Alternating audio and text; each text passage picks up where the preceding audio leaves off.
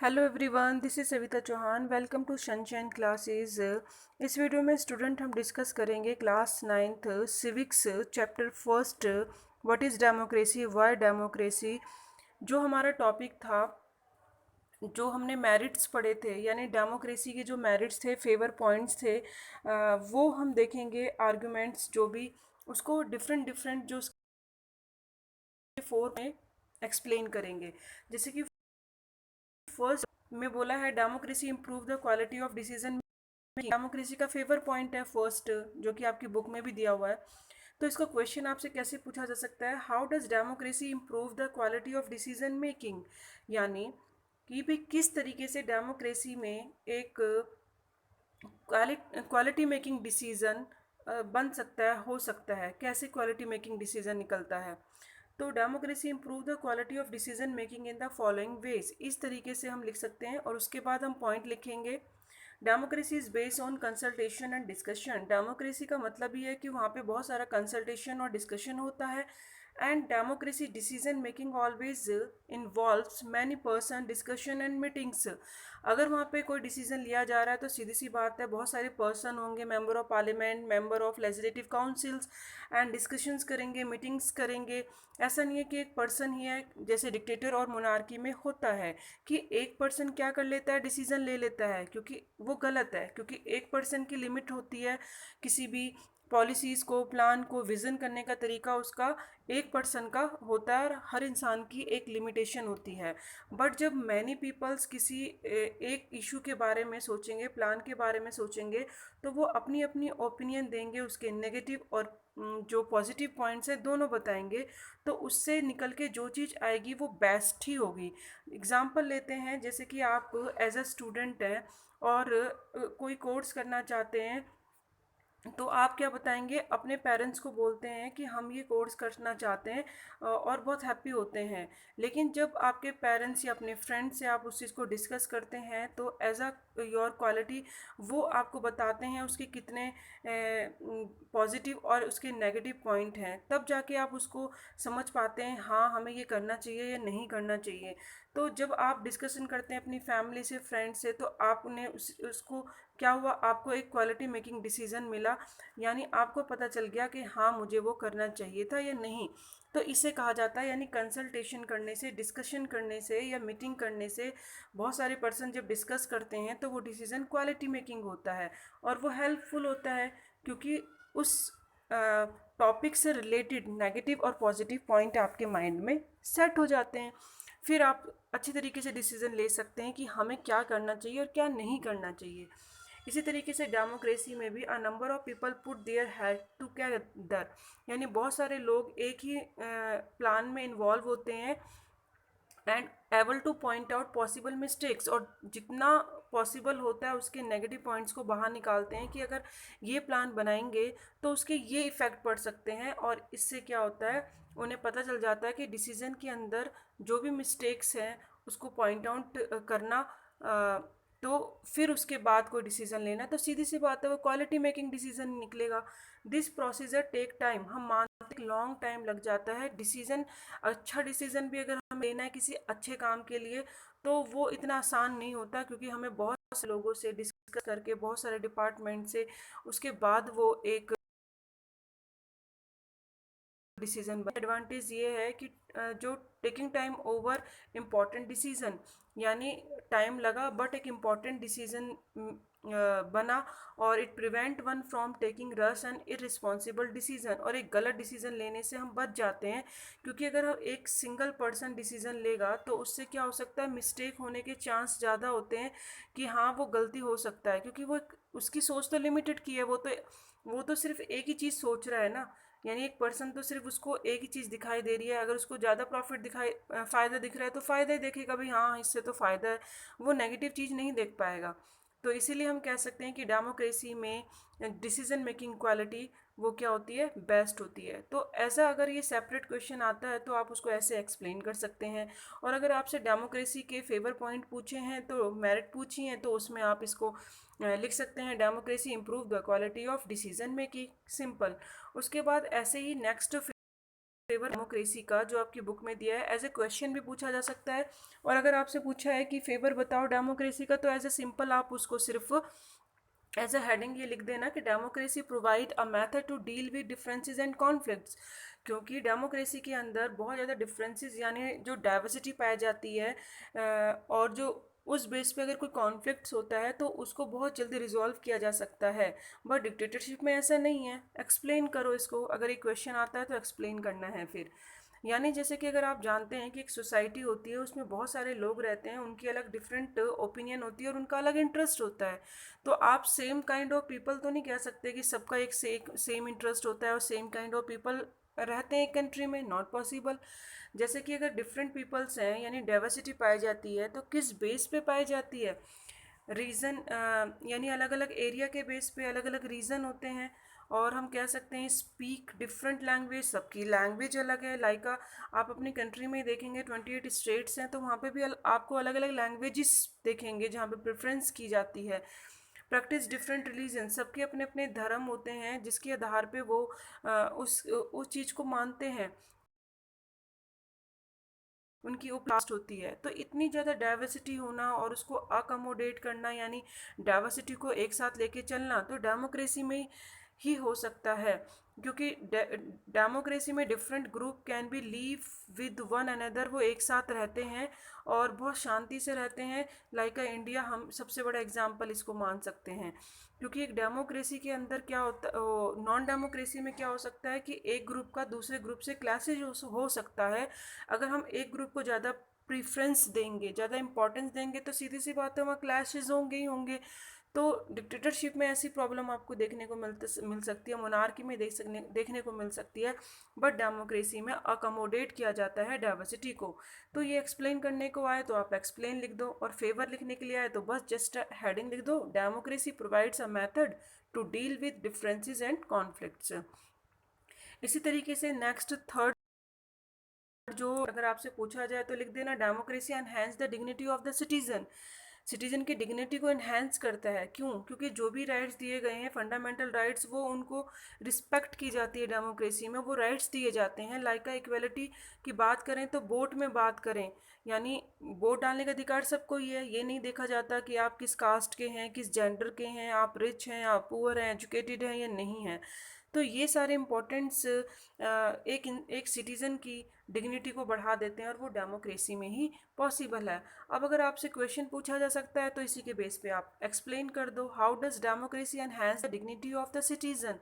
Democracy is based on the principle of political equality. ये तो हमें पता है कि डेमोक्रेसी का सबसे फर्स्ट प्रिंसिपल है पॉलिटिकल इक्वलिटी, मीन्स सबको वोट डालने का अधिकार है, इक्वल, यानी पुअरेस्ट या फिर वो कम एजुकेटेड है, सेम स्टेटस, उसका सेम स्टेटस होगा रिच और एजुकेटेड पर्सन के इक्वल। ये नहीं देखा जाएगा कि आप रिच नहीं हो या फिर एजुकेटेड नहीं हो।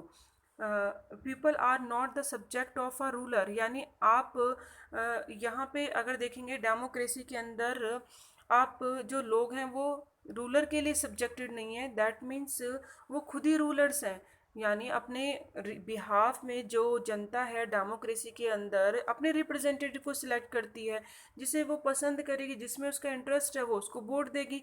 यानी वो खुद ही रूल कर रहे हैं ना, क्योंकि खुद रूल करने का मतलब है कि वो अपने रिप्रेजेंटेटिव को भेज रहे हैं, तो दैट मीन्स वो खुद ही रूल कर रहे हैं।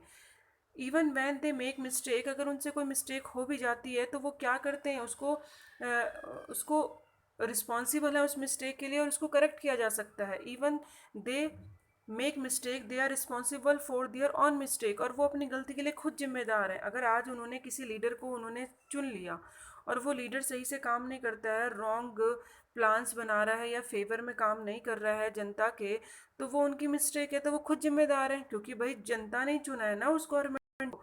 तो वो किससे जाके कहेंगे? तो वो सीधी सी बात है, वो किसी को ब्लेम नहीं करेंगे, वो खुद ही कहेंगे चुना तो हमने ही है ना। और ये सारी चीज़ें एक बनाती हैं, यानी जो सिटीज़न है उनकी डिग्निटी को बनाते हैं, यानी उनको ये राइट दिया गया है, उनकी फंडामेंटल राइट्स जो हैं उनको एक रिस्पेक्ट दी गई है। सबसे बड़ी बात डेमोक्रेसी में ये होती है। बट अगर डिक्टेटरशिप की बात करें तो वहाँ पे आपको ये सब देखने को नहीं मिलेगा। वहाँ पे आप किसी को आपके पास चॉइस नहीं होगी कि आप ये मिस्टेक करें, या फिर मिस्टेक को करेक्ट करने की आपके पास चॉइस नहीं होगी। इसको आप इजीली एक्सप्लेन कर सकते हैं। फोर्थ जो फेवर है, आप डेमोक्रेसी के फेवर में पूछा जाए तो ये पॉइंट लिख देना, और एक्सप्लेन करने के लिए पूछा जाए democracy is better than other form of government, तो इसको एक्सप्लेन कर दीजिए कि हाँ भी दूसरी form of government like a dictator और मोनार्की से बेस्ट है। क्यों बेस्ट है? क्योंकि भाई सीधी सी बात है, इसके अंदर क्या होता है, even when it fail to do some these things it allow the correcting is mistake. अगर लीडर्स को चुना है जनता ने, अगर वो सही से प्रॉपर काम नहीं कर रहे हैं तो उनको नेक्स्ट टाइम पे वो चुनेंगे नहीं, यानी अपनी मिस्टेक को इसमें ठीक किया जा सकता है। ऑफर मोर डिग्निटी, और इसमें सिटीजन की ज़्यादा डिग्निटी को अलाउ किया जाता है डेमोक्रेसी में, क्योंकि उनके राइट्स की रिस्पेक्ट की जाती है। तो इसीलिए हम कह सकते हैं कि जो गवर्नमेंट है कंसीडर की जाती है बेस्ट है फॉर्म ऑफ गवर्नमेंट, कौन सी? डेमोक्रेसी। तो आई होप यू अंडरस्टैंड कि अगर ये जो मैंने आपको 4 क्वेश्चंस कराए हैं, अगर ये 4 हेडिंग्स आपको सेपरेटली पूछी जाती हैं तो आप सेपरेटली को एक डायरेक्टली क्वेश्चन पूछा जाए कि आप डेमोक्रेसी के फेवर में या मेरिट्स बताएं, तो आप 4 पॉइंट्स ये सारे डिस्क्राइब कर सकते हैं और लिख सकते हैं, जिससे कि आपका एक बेस्ट आंसर निकल के आ सकता है, और ये बहुत इंपॉर्टेंट क्वेश्चंस है। तो आई होप यू अंडरस्टैंड 4 के 4 क्वेश्चंस विद एक्सप्लेनेशंस मैंने आपको समझा दिए हैं। हेडिंग जो आपकी बुक में दे रखी है ये सारे फेवर पॉइंट्स हैं, तो एज अ फेवर पॉइंट्स में आप लिख दीजिए। अब आता है लास्ट टॉपिक है आपका ब्रॉडर मीनिंग क्या होता है डेमोक्रेसी का। लास्ट टॉपिक में स्टूडेंट सीधी सी बात है ये बोला है कि डेमोक्रेसी, हमें पता है कि डेमोक्रेसी है, but not just a democracy, ये एक ब्रॉडर टॉपिक है। यानी अगर हम अभी तक जो पढ़ते आ रहे हैं समझते जा रहे हैं उससे एक ब्रॉड मीनिंग आज हम समझने वाले हैं डेमोक्रेसी का क्या होता है। हमें पता है डेमोक्रेसी क्या है, जस्ट अ प्रिंसिपल हम समझते हैं कि डेमोक्रेसी और गुड डेमोक्रेसी में क्या है।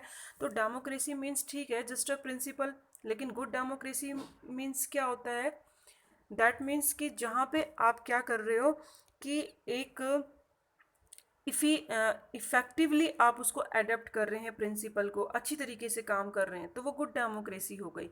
यानी डेमोक्रेसी वर्सेस गुड डेमोक्रेसी किस में आती है, इसमें ही होती है। क्योंकि आज अगर हम डेमोक्रेसी की बात कर रहे हैं तो पहले डेमोक्रेसी ऐसे नहीं थी, आज जैसे आपको डेमोक्रेसी दिखाई दे रही है, यानी धीरे धीरे इवॉल्व हुई है।